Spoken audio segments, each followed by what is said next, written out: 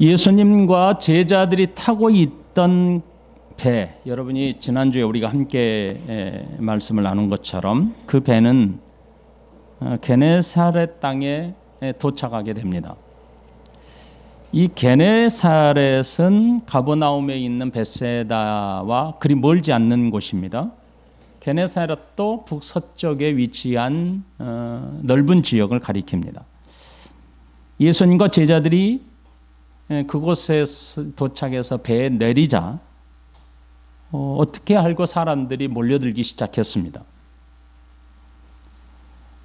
배에서 내린 예수님을 몰려든 사람들은 금세 즉시 알아보았던 것이죠. 그래서 성경은 이렇게 말씀합니다. 53절에 건너가 게네사렛 땅에 이르러 대고 배에서 내리니 사람들이 곧 예수신 줄 알고. 인근 각처에서 예수님이 누구인지 어떤 분인지 모르는 사람이 없을 정도로 소문이 많이 퍼져 있었던 것 같습니다. 예수님께서 배에 내리시기도 전에 사람들이 예수님이 오는 것을 보고 있었다는 뜻입니다. 그래서 배에서 내리자마자 예수님인 줄 알아보고 예수님 앞에 찾아왔던 것이죠.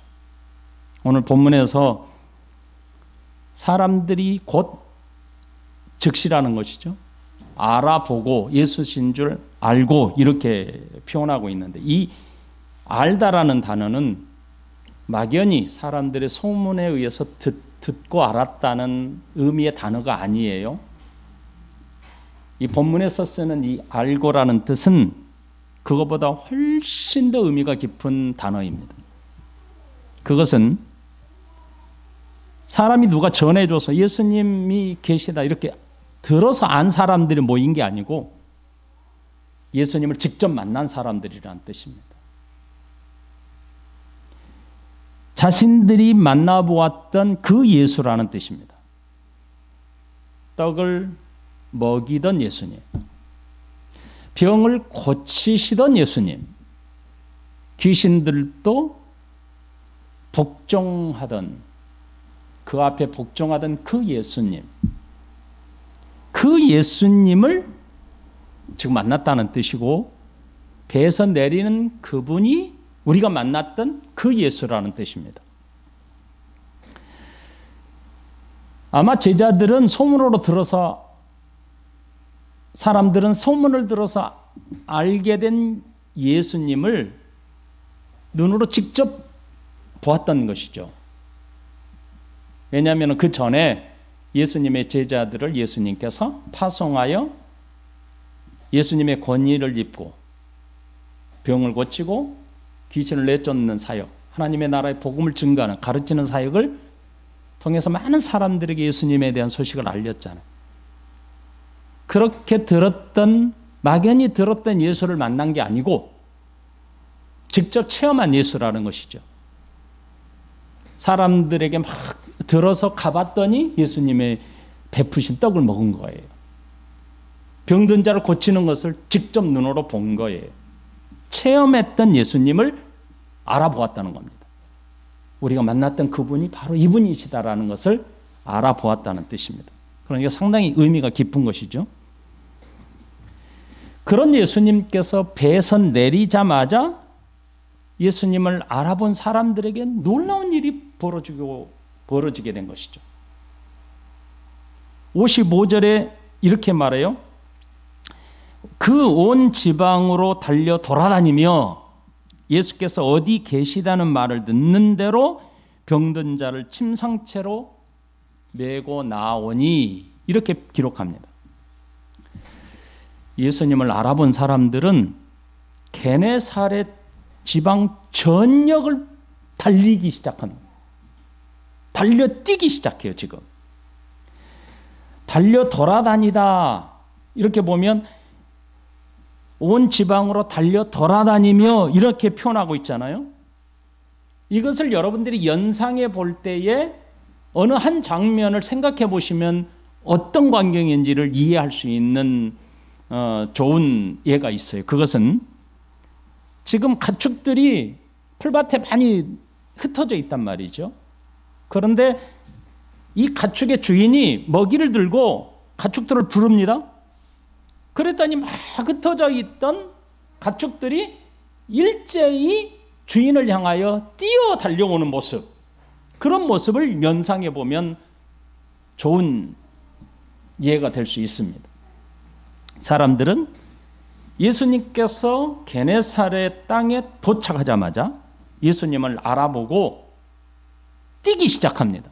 달리기 시작합니다. 이유가 무엇입니까? 오늘 본문에서는 예수께 병든 자를 데려오기 위해서 달려 돌아다니기 시작했다는 것이죠. 그러니까 자신들이 경험했던 예수, 먹을 것을 받아 먹고 병든 자를 고치고 귀신을 내어쫓던 만났던 예수, 자기가 만났고 경험했던 예수님이 게네사렛 땅에 오신 겁니다. 그 예수를 알아보자마자 저들은 달려뛰기 시작했어요. 무엇 때문에요? 자기가 알고 있었던, 평소 알고 있던 병든 자를 데려오기 위해서 일제히 뛰어 달렸다는 것입니다. 그리고 예수님이 가는 곳을 알고 가는 곳이 어딘지를 들으면 병든 자를 그곳으로 데리고 가는 겁니다. 사람들은 병든 자를 업고 뛰어오는 사람도 있었겠지만 본문에서는 얼마나 급하고 얼마나 간절한지를 표현하는 방식을 취합니다. 그것은 바로 침상째로 메고 나오더라, 이렇게 표현합니다.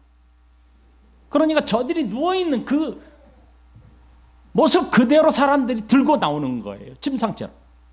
어떤 준비도 하지 않고 얼마나 급했으면, 얼마나 간절했으면. 그러니까 이 본문은 주고자 하는 의미가 상당히 많아요. 그래서 침상째로 메고 예수님께 달리기 시작한 것이죠. 그 모습을 여러분들이 연상해 보시란 말이죠. 예수님은 한 곳에 있지 않았습니다. 지금 게네사렛 해변에서 걸어서 지금 이동하고 계시는 겁니다. 이동하는 예수님을 쫓아서 사람들은 달린 거예요.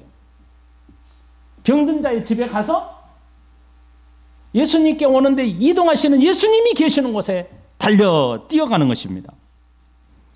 예수님이 동네에 도착하자마자 이 놀라운 일이 벌어진 겁니다. 그러니까 온 동네가 발칵 뒤집혀졌다, 이렇게 표현하면 맞을 것 같습니다.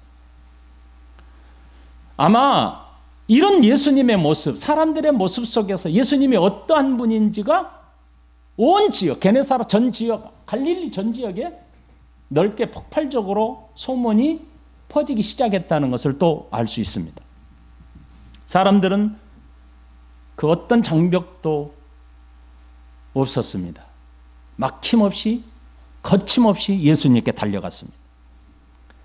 예수님을 만나기 위해서 머뭇거릴 시간이 없는 거예요. 침상째로 들고 나올 정도로 시간이 없습니다. 그래서 사람들은 주저함이 없이 곧바로 예수님께 나오기 시작했던 것이죠.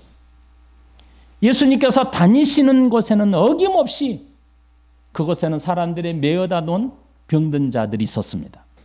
56절에 아무데나 예수께서 들어가시는 지방이나 도시나 마을에서 병자를 시장에 두고 예수께 그의 옷가에라도 손을 대게 하시기를 간구하니 손을 대는 자는 다 성함을 얻으니라.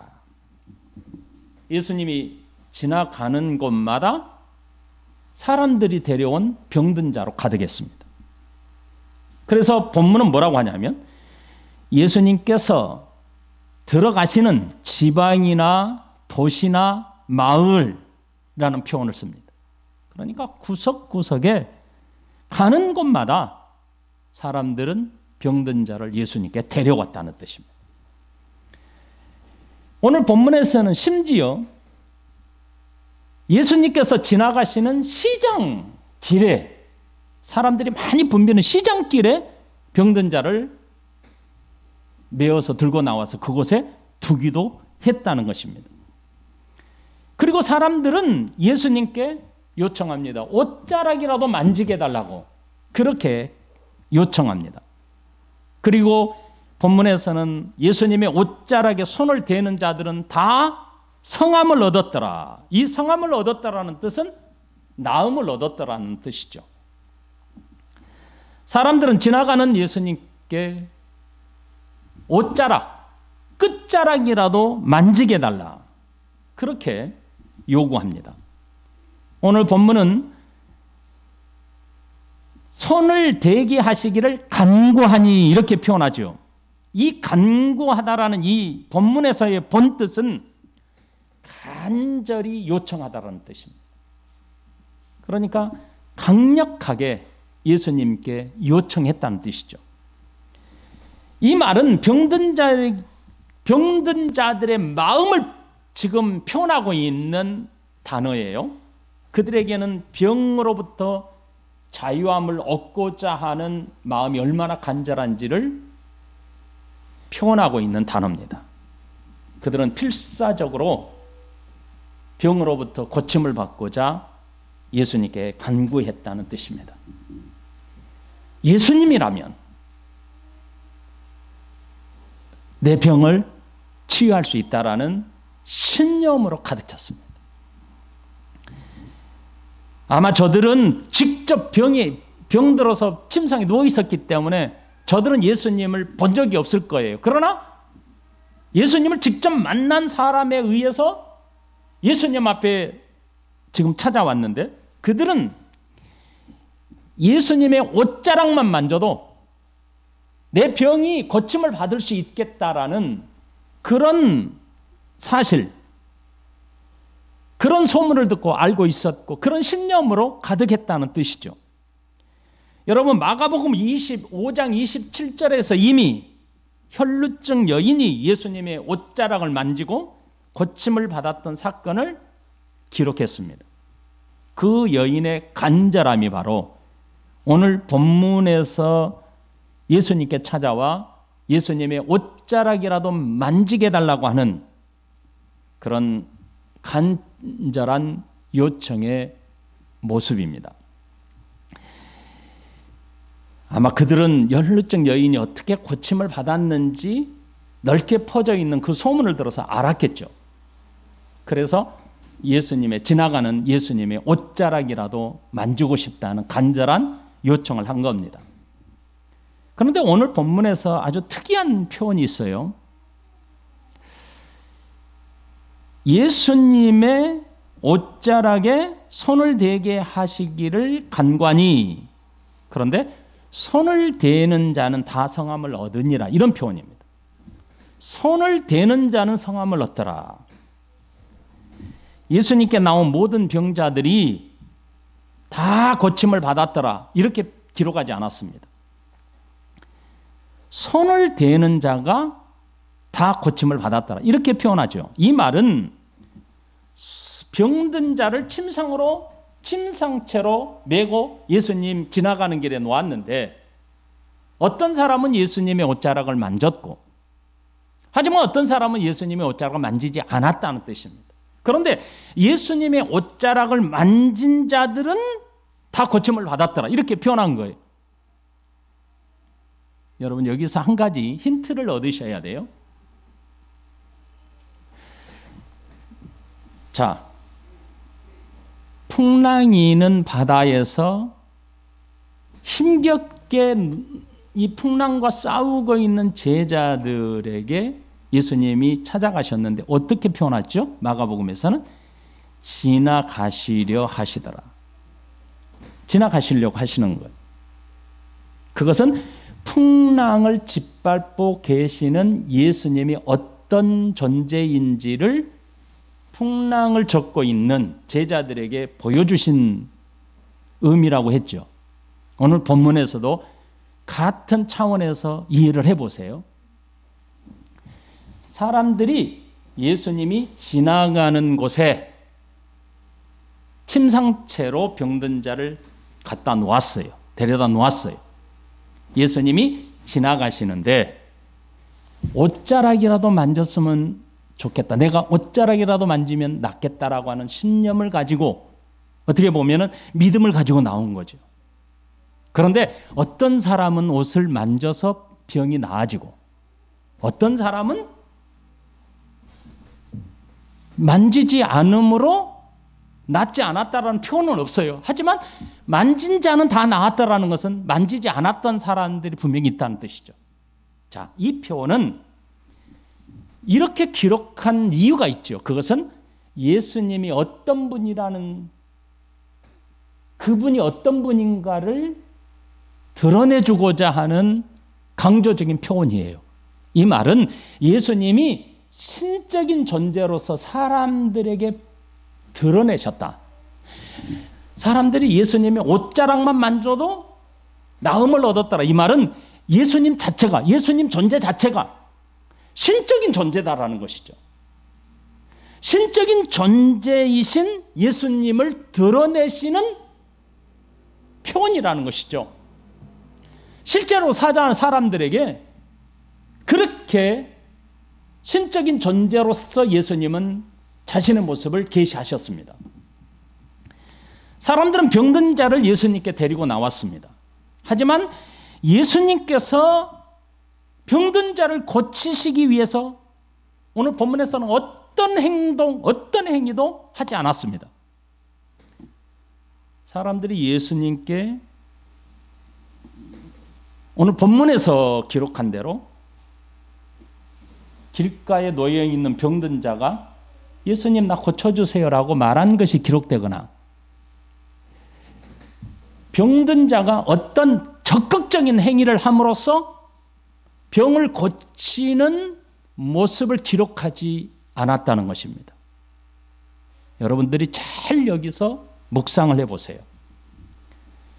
그저 예수님이 지나가는데 예수님의 옷 끝자락이라도 만지게 해달라고 하는 단 하나의 요청만, 간청, 간구만 했습니다. 본문에서 특이하게도 예수님께서 그 많은 병든 자가 있음에도 불구하고 예수님은 그 병든 자에게 찾아서 갔거나 대화를 나눴거나 그들을 어루만지거나 그들의 병을 치료하기 위해서 어떤 행위도 하지 않았습니다. 본문에서는 그것을 기록하지 않았습니다. 사람들이 일방적으로 예수님께 찾아왔습니다. 아까 말한 것처럼 먹이를 주는 주인에게 흩어져 있던 가축들이 일제히 달려오는 것처럼 지금 사람들은 일방적으로 예수님이 가는 곳마다 병든 자를 들고 달려 뛰어 왔던 것입니다. 그리고 예수님의 옷자락을 만지게 해달라고 요구한 것입니다. 왜 그랬을까요? 오늘 본문은 왜 이렇게 이 말씀을 이렇게 기록했을까요? 예수님께서 병든 자를 불쌍히 여기지 않는 분입니까? 예수님은 병든 자를 불쌍히 여기시는 분이십니다. 고통하는 자를 외면하지 않으십니다. 불쌍히 여겨달라는 자들에게 예수님은 일부러 찾아가신 분입니다. 당연히 병든 자들은 예수님의 이름을 외쳤을 거예요. 예수님이라고 부르거나 외쳤을 것입니다. 어떤 사람은 급한 나머지 예수님이 오시기도 전에 예수님께 소리쳐 자신에게 와달라고 요청했을 수도 있습니다. 하지만 이 본문에서는 그런 기록이 전혀 없습니다. 얼마든지 우리가 예상할 수 있는 예상이 기록되지 않았습니다. 본문과 병행된 구절이 있어요. 마가복음만 그렇게 기록한 게 아니고 마태복음에도 이렇게 기록하고 있습니다. 마태복음 14장 34절부터 36절에 그들이 건너가 게네사렛 땅에 이르니 그곳 사람들이 예수이신 줄 알고 그 근방에 두루 통지하여 모든 병든 자를 예수께 데리고 와서 다만 예수의 옷자락에라도 손을 대게 하시기를 간관히 손을 대는 자는 다 나음을 얻으니라. 마가복음만 이런 기록이 아니라 마태복음에도 똑같이 예수님이 병든 자를 치료하기 위해서 어떤 행위를 했다는 기록이 없고, 병든 자들도 예수님에게 어떤 적극적인 행위를 했다는 기록이 없습니다. 얼마든지 우리가 예상할 수 있는 예상의 범위가 다 빠져 있습니다. 아마 필사적으로 예수님의 옷자락을 만지고 고침을 받은 혈루증 여인을 찾으신 예수님이 이전에 있었지 않았습니까? 그 본문에서도 분명히 그런 모습이 있을 수도 있는데 본문에서는 없어요. 자, 여기서 여러분에게 이제 여러분이 머리를 많이 굴리다가 이제 잠시 멈추고 본문에 집중을 하셔야 합니다. 왜 그랬을까? 이유가 있을 것 아닙니까? 지금까지 예수님은 어떤 분이십니까? 고통하는 자를 위로하시고 슬픔에 빠진 자들에게 용기를 주시고 병든 자를 고치시고 귀신에 들려 고통하는 자들로부터 귀신을 내어 쫓는 이런 분 아니십니까? 그런데 왜 예수님은 병든 자를 침상째로 메고 나왔음에도 불구하고 그러한 예수님의 아름답고 복된 이야기를 다 기록하지 않았을까? 이것은 오늘 본문에서 우리들에게 주시고자 하는 의도가 있다는 겁니다. 하나님께서 우리에게 주시고자 하는 본문에 분명한 의도가 있다는 것입니다. 예수님은 병든 자를 고치는 것이 오늘 본문의 중심이 아니기 때문입니다. 이미 오병이어를 통해서 예수님은 사람들에게 먹을 것을 제공하거나 의식주를 해결하시는 분이 아니심을 이미 계시하셨습니다.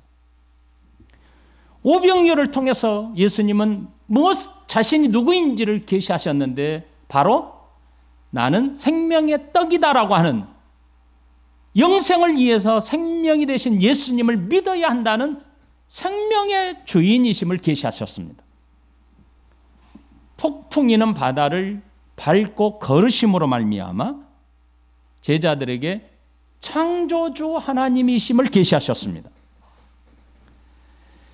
하지만 사람들은 예수님께서 이렇게 예수님 존재에 대해서 계시하셨지만 깨닫지 못하고 있습니다. 지금. 그러기에 본문은 예수님께서 병든 자들에게 어떤 치료의 행위도 행하지 않으셨고 병든 자들이 스스로 예수님의 옷자락을 잡고 치료받았다고 기록하고 있는 것입니다. 그렇다면 예수님께서 왜 사람들에게 아무런 행위를 하지 않으셨을까요? 그 이유는 본문과 병행구절인 요한복음 6장 22절 이하의 말씀을 통해서 알 수 있습니다. 사람들은 예수님과 제자들이 갑자기 벳세다 광야에서 떡을 먹이신 예수님께서 갑자기 제자들도 사라지고 예수님도 사라졌습니다. 그래서 사람들은 난리가 났습니다. 억지로 왕을 세우려고 예수님을 찾았지만 없는 겁니다. 그래서 어떤 사람들은 각자 자기 배가 있는 사람들은 배를 타고 예수님을 배에 나가서 찾아보기도 했습니다. 하지만 예수님을 찾지 못했지요. 그래서 가버나움까지 갔습니다. 그들은. 그래서 건너편에 계시는 예수님을 본 것입니다. 가버나움에서 게네사렛 건너편에 계시는 예수님을 본 거예요. 그들은 그곳에 계신 예수님 앞에 찾아와 이렇게 말합니다. 언제 여기까지 언제 오셨습니까? 라고 예수님께 물었습니다. 그때 예수님은 이렇게 말씀하십니다. 요한복음 6장 25절부터 26절 바다 건너편에서 만나 랍비여 언제 여기 오셨습니까? 하니 예수께서 대답하여 이르시되 내가 진실로 진실로 너희에게 이르노니 너희가 나를 찾는 것은 표적을 본 까닭이 아니요 떡을 먹고 배부른 까닭이로다. 이렇게 예수님이 말씀하셔요. 사람들은 예수님께 몰려든 이유가 있었다고 예수님은 밝힙니다. 그것은 떡을 먹고 너희가 배부른 까닭이다, 이렇게 표현하십니다. 오병이어의 기적은 표적입니다. 표적. 생명의 떡이신 예수님을 가르치는 표지로서의 기적을 일으킨 겁니다. 그래서 표적인 겁니다. 표지를 위하여 기적을 일으켰다 해서 표지입니다. 표적. 그런데 사람들은 그 표적을 보지 않았습니다. 단지 먹고 배부른 떡을 보았던 것입니다. 30절에서부터 36절에 이렇게 그들이 묻습니다. 그러면 우리가 보고 당신을 믿도록 행하시는 표적이 무엇입니까? 이렇게 말합니다. 하신 일이 무엇입니까? 기록된 바 하늘에서 그들에게 떡을 주어 먹게 하였다 함과 같이 우리 조상들은 광야에서 만나를 먹었나이다. 예수께서 이르시되 내가 진실로 진실로 너희에게 이르노니 모세가 너희에게 하늘로부터 떡을 준 것이 아니라 내 아버지께서 너희에게 하늘로부터 참떡을 주시나니 하나님의 떡은 하늘에서 내려 세상에 생명을 주는 것이니라. 지금 예수님이 그 표적을 설명하고 있는 거예요. 오병이어의 표적이 무엇인지를 설명하고 있는 겁니다. 그들이 이르되 주여 이 떡을 항상 우리에게 주소서. 예수님께서 이르시되 나는 생명의 떡이니 내게 오는 자는 결코 줄이지 아니할 터이요 나를 믿는 자는 영원히 목마르지 아니하리라. 이렇게 예수님이 오병이어의 기적을 통해서 표적이 무엇인지, 그 표적의 진정한 의미가 무엇인지를 다 설명해 주죠. 설명해 주었죠. 그런데 마지막에 뭐라고 기록되고 있냐면 그러나 내가 너희에게 이르기를 너희는 나를 보고도 믿지 아니하는도다 하였느니라. 놀라운 일입니다. 예수님은 사람들에게 오병이어의 표적을 설명해 주셨어요. 나는 생명의 떡이니라. 이것을 위해서 오병이어의 기적을 일으켰다라고 표적의 의미를 알려주셨습니다. 하지만 사람들은 예수님을 보고도 그 표지의 근원이신 원형이신 예수님을 눈으로 보고도 믿지 않았다라고 기록합니다. 마가복음에서 다시 돌아오면 지방이나 도시나 예수님이 가는 곳마다 병든 자가 가득했습니다. 왜냐하면 예수님을 직접 만났던 사람들이 병든 자를, 자기가 평소에 알고 지내던 병든 자들은 침상채 메고 예수님이 가는 곳 길에다 놓았기 때문에.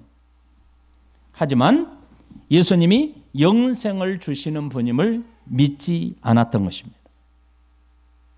결국 마가복음에서 병든 자들이 고침을 받았다는 것이 중심이 아닙니다. 오늘 본문에 기록되어 있는 이 말씀은 병든 자를 고치시는 예수님이 중심이 아니라 예수님을 믿지 않았던 사람들에게 예수님의 신적인 존재를 드러내는 것이 중심입니다. 그래서 마가복음 6장 52절에 제자들의 모습과 같았음을 사람들에게 드러내신 겁니다. 뭐라고 기록합니까? 이는 그들이 그 떡 떼시던 일을 깨닫지 못하고 도리어 그 마음이 둔하여졌음이더라. 여러분, 이후로 예수님에 대한 소문이 급속도로 퍼지게 됩니다. 아주 무섭게 퍼지게 됩니다. 그러자 많은 사람들에게 예수님은 큰 관심의 대상이 되었습니다. 예수님께서 민중들에게 큰 관심을 받게 되면 가장 긴장을 하는 사람들이 종교 지도자들, 정치 지도자들입니다.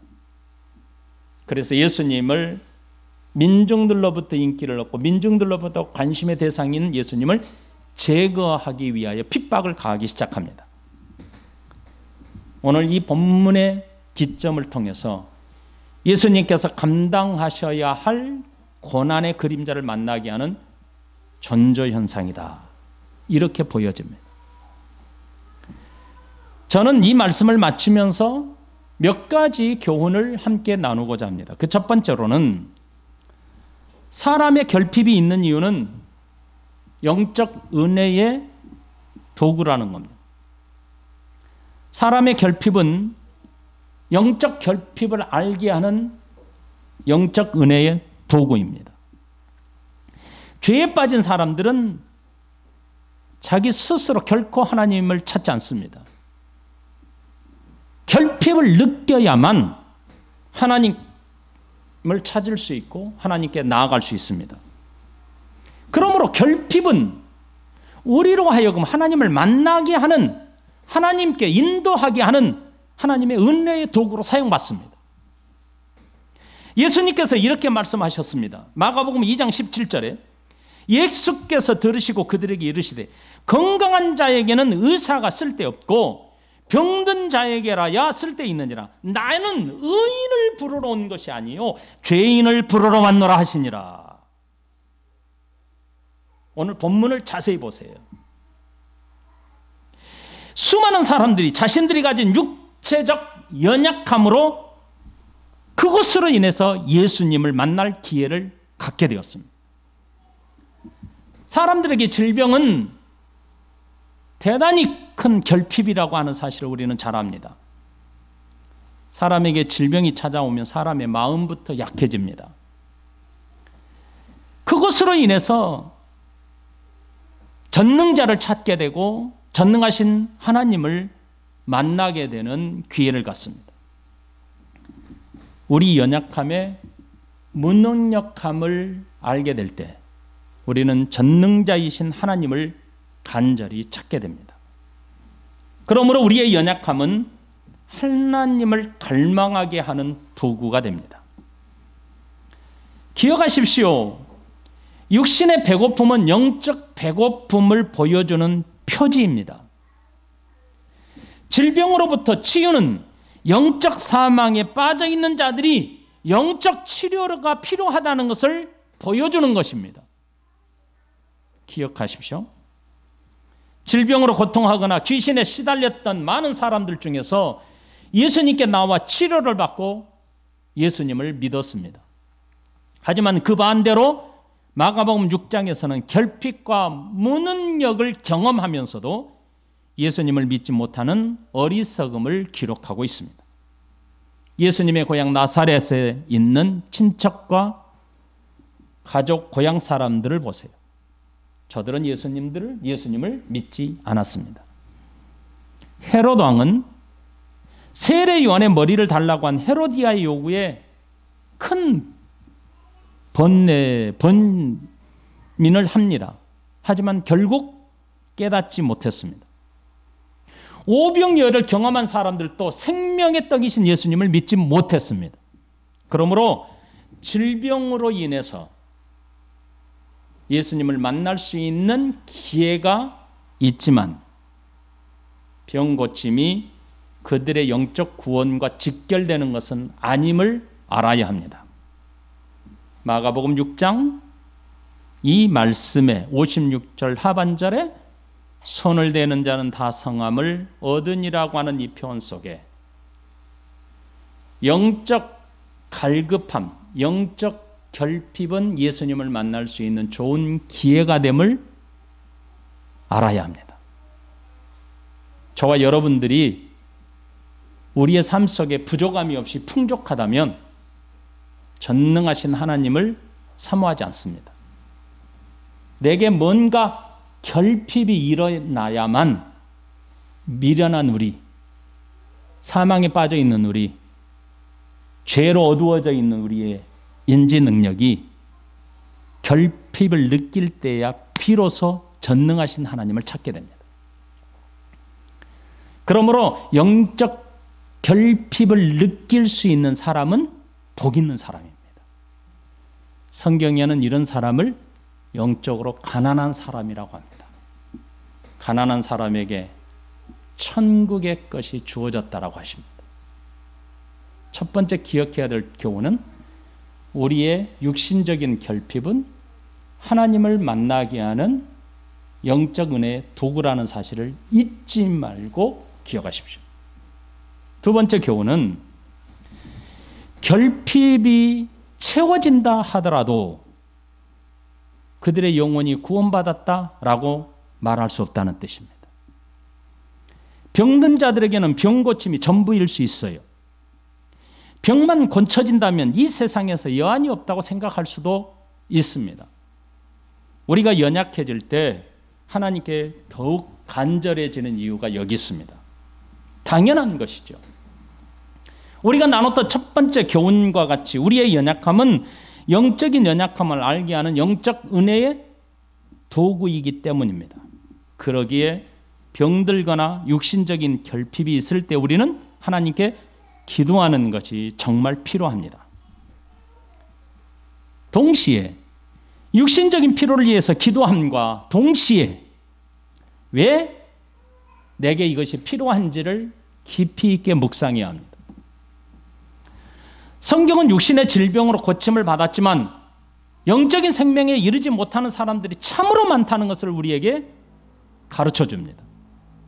누가복음 17장 11절부터 19절 말씀에 보면 10병의 나병 환자가 예수님께 부르짖어 치료함을 받았습니다. 그런데 예수님께 돌아와 구원받았음을 확인한 사람은 단 한 명뿐이었습니다.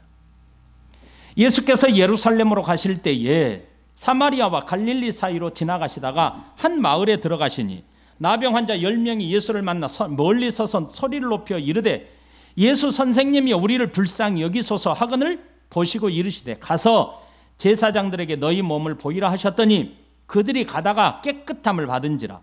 그 중에 한 사람이 자기가 나은 것을 보고 큰 소리로 하나님께 영광을 돌리며 돌아와 예수의 발 아래 엎드려 감사하니 그는 사마리아 사람이라.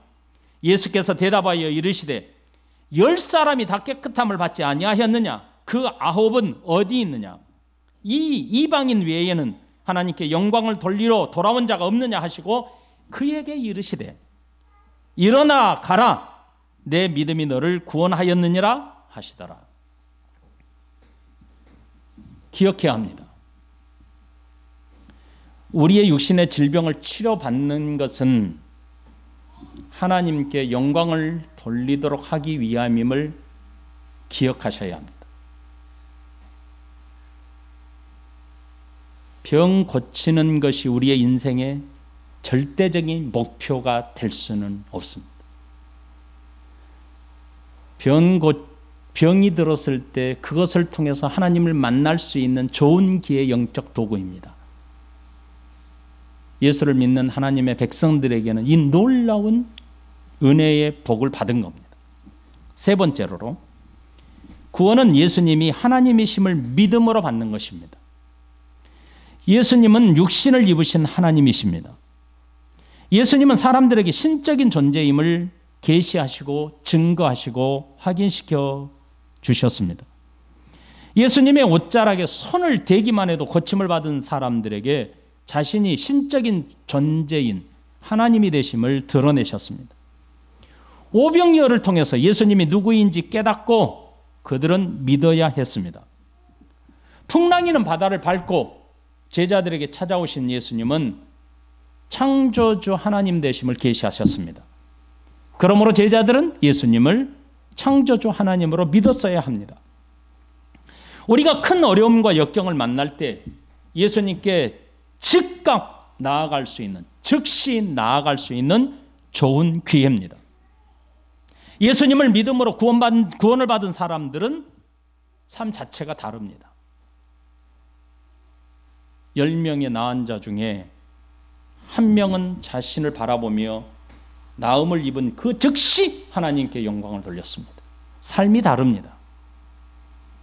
세상 속에서 사는 그리스도인들은 영적인 일에 관심을 갖게 됩니다. 이것은 구원받은 하나님의 사람들의 증거가 되는 것입니다. 여러분 결단하셔야 합니다. 우리 모두 결단하십시다. 나의 눈으로 보는, 내 눈으로 보이는 모든 피조물만으로 우리의 시야가 멈춰서는 안 됩니다.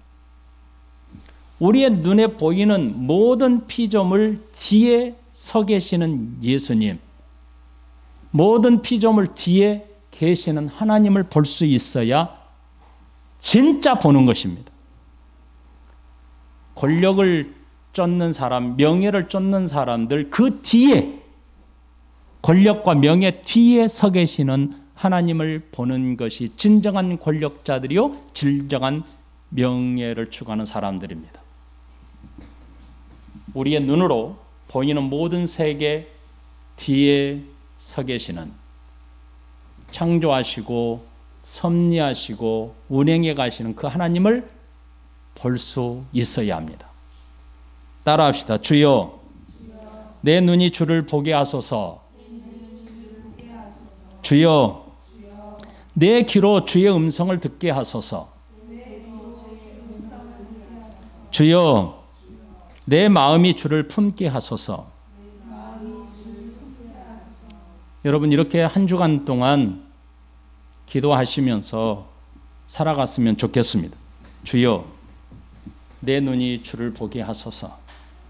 주여, 내 귀로 주의 음성을 듣게 하소서. 주여, 내 마음이 주를 품게 하십시오. 오늘 이 본문은 그 많은 병든 자들이 나왔지만 예수님께서 그들을 불쌍히 여긴다든지 그들을 위한 치료의 행위를 했다든지 예수님이 적극적으로 그들에게 행하신 일들이 하나도 없습니다. 그저 사람들이 열광적으로 예수님께 찾아온 것뿐입니다. 그것으로 끝입니다. 그리고 요한복음은 그 이유를 기록하는데, 그것은 그들이 나를 믿은 것은 눈에 보이는 떡만으로 만족했기 때문이다. 그들이 마음이 둔하여져서 나를 보지 못하고 믿지 못했기 때문이다. 이렇게 설명하는 겁니다. 그리고 7장에서 종교 지도자들과 정치 지도자들의 핍박이 거세게 몰아붙이기 시작합니다. 이게 바로 6장에서 예수님이 고난당하실 예수님의 전조 현상으로 이해할 수 있습니다. 꼭 기억하십시오. 이번 한 주간 내 눈은 누구를 본다고요? 하나님이신 예수님을 보게 하시고, 내 귀는요, 하나님이신 예수님의 음성을 듣게 하시고, 내 마음은요, 하나님이신 예수님을 품게 하십시오. 이번 한 주간이 주의 은혜 가운데 이 풍성한 은혜를 누리는 복된 한 주간 되시면 좋겠습니다. 기도하십시다.